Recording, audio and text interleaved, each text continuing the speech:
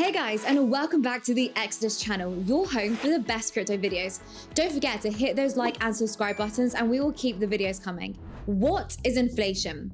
Okay, so put simply, inflation is a way of measuring the growth and price of everyday things. The inflation rate, which is usually expressed as a percentage, is often measured against the price of a basket of goods. That includes everyday items like cereal, coffee, clothing, transport costs, rent, and even a haircut. The price changes of these products are averaged out to give the Consumer Price Index percentage, or CPI percentage. If both your morning cup of coffee and newspaper cost 30% more in 2021 than it did back in 2019, that's probably due to inflation. When these commonly bought items become gradually less affordable over the years, it means that inflation is increasing. It's the central bank's role to keep inflation close to a widely accepted optimum figure of around 2% so that economies can continue. The current rate, however, in August 2021 across the United States is closer to 5.4%. So what does inflation mean for your bank account? It may seem like a small difference, but it's something that most people will feel over a long period of time. If you keep all of your savings in a cash bank account, for example, a higher CPI percentage means that the money you save today will be worth less in the future because the prices of things will have increased. So you have, in essence, a wasting asset in your hands. Wages and salaries are also increasing to combat this. However, wages are not rising as fast as inflation and are actually falling behind the hike in the cost of living. This is a really important point to remember. These marginal wage increases have to be fought for tooth and nail, whilst the CPI increase from 2020 to 2021 is actually the largest since the economic crash in 2008. There are no winners.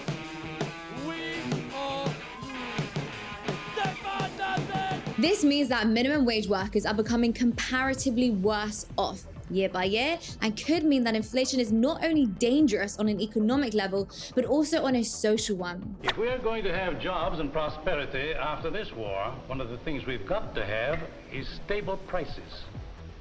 Last time we let prices get out of hand with tragic results. You and I remember how living costs shot up during the last war. So history shows us that economic problems are usually followed by social strife as people seek scapegoats to blame for financial hardship. So how can you protect yourself from inflation? Well, many of us were taught as children about the value of saving money.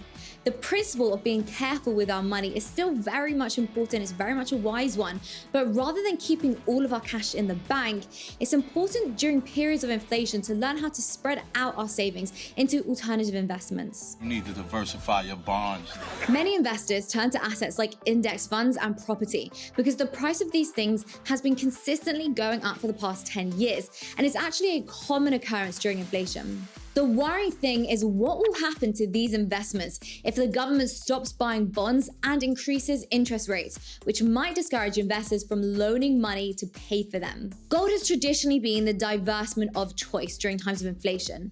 The price of gold has been trending gradually upwards, going from $838 per ounce in June 2008 to as high as $1,900 in 2021. However, young investors are actually turning to a new digital store of value, and institutional investors are starting to follow suit. And that new store of value is, you guessed it, Bitcoin.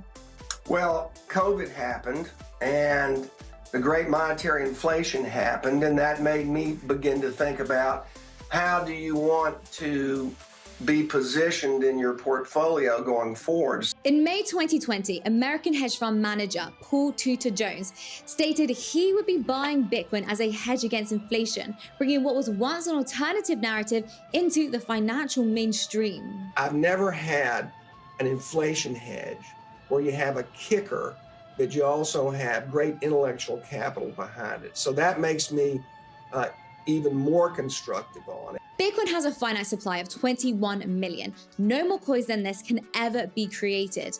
And the Bitcoin network is so widely distributed, which means it is almost impossible for the financial authorities to seize your Bitcoin. Rather than being an inflationary currency, Bitcoin could actually be considered as a deflationary currency because a certain amount of the circulating supply is lost or burnt each year.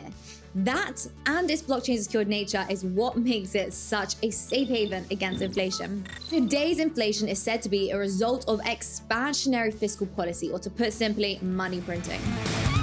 Now that we're coming out of the COVID-19 lockdown period, rising consumer demand and relatively limited supply of goods and services is causing prices to inflate. Well, you know, wheels are coming off. Usually, a rise in interest rates is needed to prevent inflation from getting out of hand. Also known as SOMA. However, the Federal Open Markets Committee met in 2021 to discuss such a rise, and they decided to keep interest rates at previous levels, which is pretty much zero. Why prolong the inevitable? Inflation tends to benefit the rich and disproportionately affect the poor, who lack access to the capital and financial instruments needed to take advantage of market conditions. That is why it's important that everybody has access to financial tools and are able to invest their money easily, no matter how small the amount is that they want to invest. So guys, if this video helped you understand inflation, then give it a like and subscribe to the channel and stay tuned for more content from Exodus. Until next time.